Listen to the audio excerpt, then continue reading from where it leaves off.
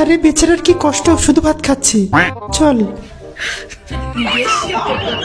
মনে হচ্ছে ডাইনিগুলো চলে গেছে, এবার ভালো খাবারগুলো নিয়ে আসি।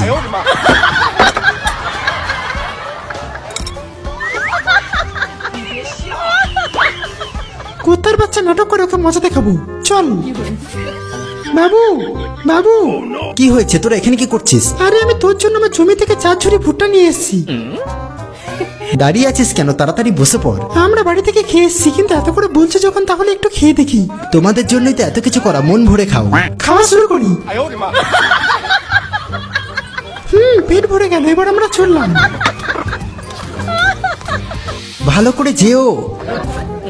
এত হালকা লাগছে কেন?